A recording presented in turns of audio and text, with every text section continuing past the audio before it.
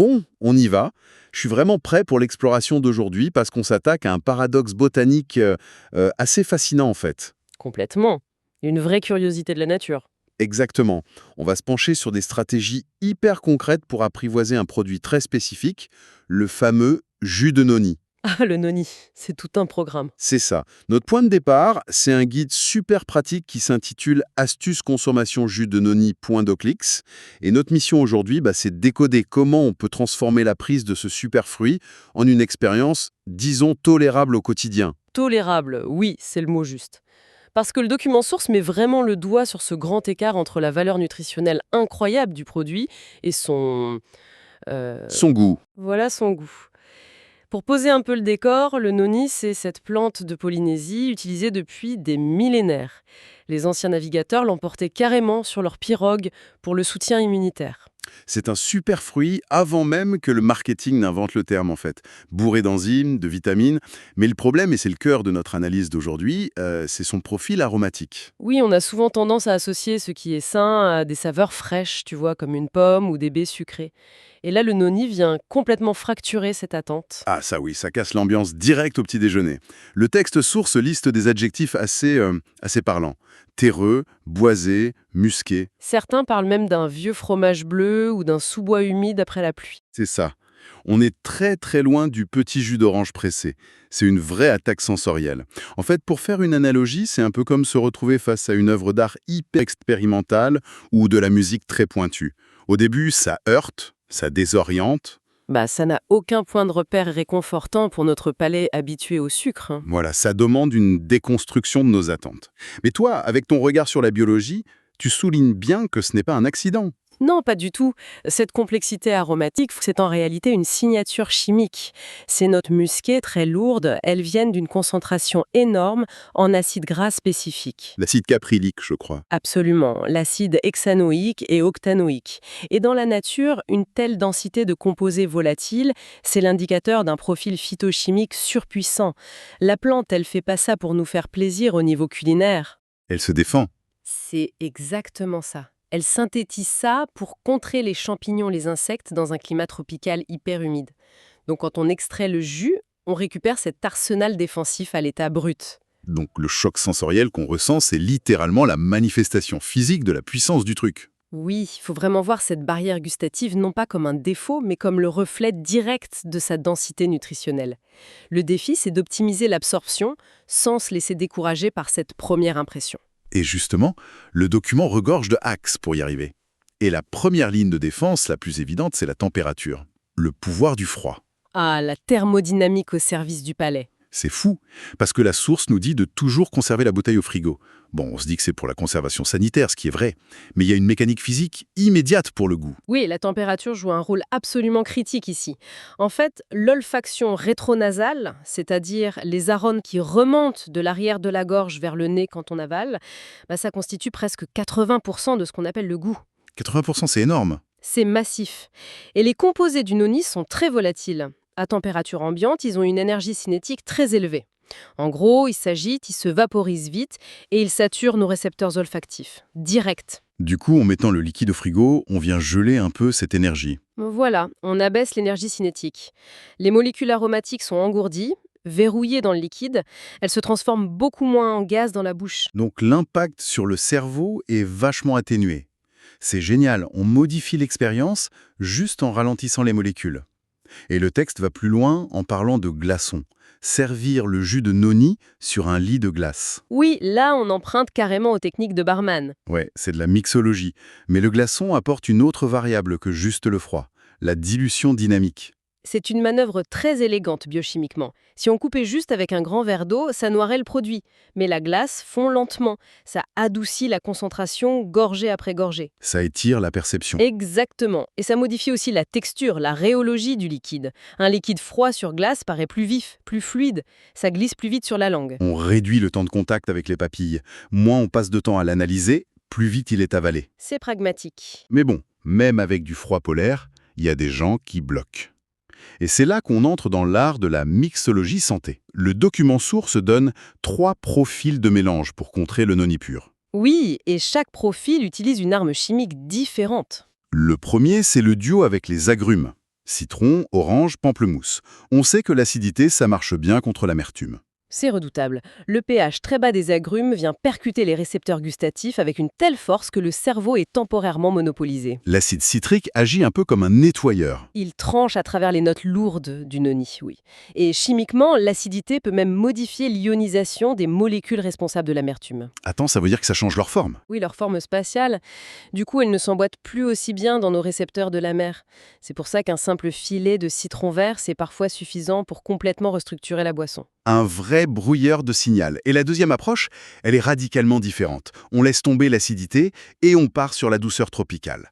Mangue, banane, ananas. Surtout sous forme de smoothie. Voilà le fameux smoothie mangue noni. C'est le choix numéro 1 des connaisseurs, d'après le texte. Et là, on ne joue plus sur la chimie, mais sur la physique, sur l'épaisseur. On s'attaque à la viscosité. Banane et mangue, une fois mixées, ça crée une émulsion super dense remplie de pectine. Ça encapsule le goût difficile, c'est ça? Exactement. L'onctuosité vient tapisser la cavité buccale. Ça crée une barrière physique, un film sur les papilles. Les molécules de noni sont piégées dans cette matrice épaisse. C'est un cheval de Troie nutritionnel, quoi. C'est une super image. Le palais est saturé par le sucre naturel et la texture réconfortante de la mangue. Le noni passe complètement inaperçu en note de fond. Malin. Et le troisième et dernier profil de mélange, c'est les fruits rouges. Raisin, myrtille, framboise. Et là, la clé, ce sont les tanins. Ah, les tanins, oui. Une dynamique passionnante. On les connaît pour ce côté un peu asséchant en bouche avec le vin rouge ou le thé très fort. Comment ça aide avec le noni? Eh bien, les tanins sont des composés polyphénoliques qui se lient très fort aux protéines.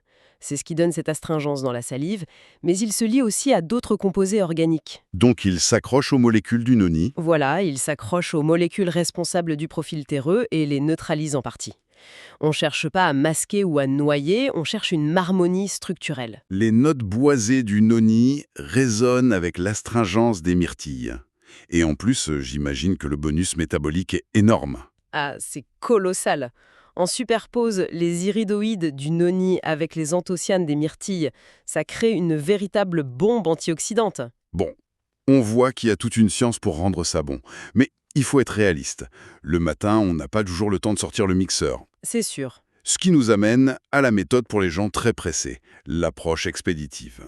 Le document décrit ça comme le shoot express. La méthode commando. C'est brutal mais simple. On verse la dose dans un verre à liqueur, on avale cul sec et on enchaîne direct avec un chaser, une gorgée d'eau fraîche ou de jus d'orange pour rincer. L'approche utilitariste parfaite. On court-circuite l'expérience par la vitesse. On minimise le temps de contact avec la bouche, donc on minimise l'exposition olfactive. Et pour adoucir un peu le choc, on peut ajouter une touche de miel ou de sirop d'agave, non? Oui, une très légère quantité d'édulcorant naturel. Ça ne masque pas l'arôme, mais l'activation rapide des récepteurs du sucre envoie un signal de récompense au cerveau. Ça arrondit les angles en passant dans la gorge. Exactement. Mais c'est là qu'on arrive au vrai grand dilemme de notre analyse d'aujourd'hui. On vient de voir toutes ces techniques pour refroidir, diluer, engluer dans la mangue. Oui. Sauf que le texte soulève un point crucial. Pour tirer la puissance maximale absolue de ces principes actifs, la méthode reine, c'est de boire le jus pur, et à jeun le matin. C'est vraiment la note la plus importante du document. La pierre angulaire de l'absorption des phytonutriments complexes. Pur et à jeun. Pourquoi c'est si supérieur au super smoothie antioxydant? À cause de la vidange gastrique rapide. Le matin, l'estomac est vide, son pH est très acide et surtout, il ne retient pas les liquides purs. Un petit volume de noni non mélangé va le traverser en quelques minutes. Pour aller où? Directement dans le duodénum et l'intestin grêle, qui sont les vraies zones d'absorption cellulaire de notre corps. D'accord. Et si on le met dans notre fameux smoothie à la banane? Là, on introduit des fibres, des glucides complexes, des protéines. Le corps détecte un repas. Il déclenche tout le processus de digestion lourde. L'estomac va retenir le mélange pendant 1 heure ou plus pour le brasser. Ah oui! Et pendant ce temps, les principes actifs du noni? Il baigne dans l'acide chlorhydrique et les sucs digestifs. Les vitamines et enzymes les plus fragiles sont inévitablement dégradés par ce brassage prolongé. Donc en voulant protéger nos papilles, on expose involontairement les nutriments à un bain d'acide qui va en détruire une partie. C'est le grand compromis de la nutrition fonctionnelle. L'efficacité biologique pure exige un certain inconfort sensoriel. Le confort impose une taxe sur l'absorption. C'est fascinant de voir ça comme une taxe. Il faut choisir où placer son curseur. Parce que si boire le truc pur, ça nous dégoûte et qu'on arrête au bout de 3 jours, ça sert à rien. Complètement. L'observance, la régularité primera toujours sur la perfection théorique. Le smoothie reste un excellent choix stratégique pour tenir sur le long terme. Alors qu'on choisisse la voie du puriste, spartiate ou du smoothie gourmand, il y a un dernier rituel vital abordé dans le texte, c'est la conservation. Pour protéger cet investissement santé. Et c'est pas juste une recommandation en l'air, c'est strict. La première règle, c'est de secouer la bouteille vigoureusement avant chaque usage. On pourrait croire que c'est pour mélanger le goût, mais c'est bien plus physique que ça. Oui, c'est à cause des sédiments. Un jus de noni de qualité, c'est vivant, c'est pas ultra filtré. Une grande partie de sa valeur réside dans ses fibres en suspension. Qui tombe au fond au repos. Sous l'effet de la gravité, oui.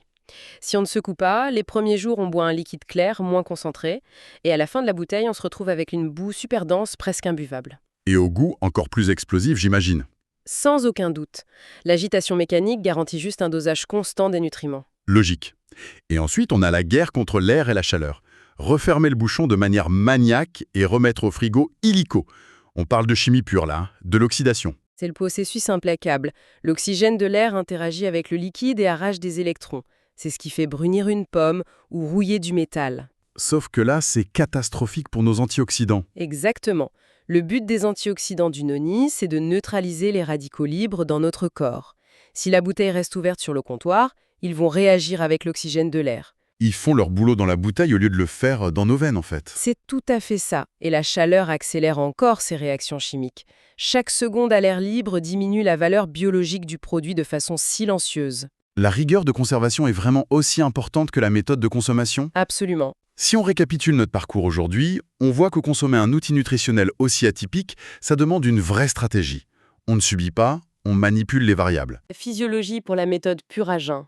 L'optimisation, ce n'est pas que ce qu'on consomme, c'est la sophistication avec laquelle on l'intègre durablement. Cette analyse met vraiment en lumière notre rapport parfois très conflictuel avec des substances naturelles si puissantes. Ça m'amène à une réflexion évolutive assez intéressante. Dis-moi. On sait que nos récepteurs gustatifs ont évolué sur des milliers d'années pour nous protéger des toxines ou de la pourriture. Le fait de devoir déployer autant d'ingéniosité juste pour tolérer une plante saine, Ça pose question, oui. On peut se demander si cette répulsion qu'on ressent face au goût terreux du noni, ce n'est pas un système de sécurité naturelle un peu mal calibré. une sorte d'alarme primitive face à une concentration trop intense. C'est ça.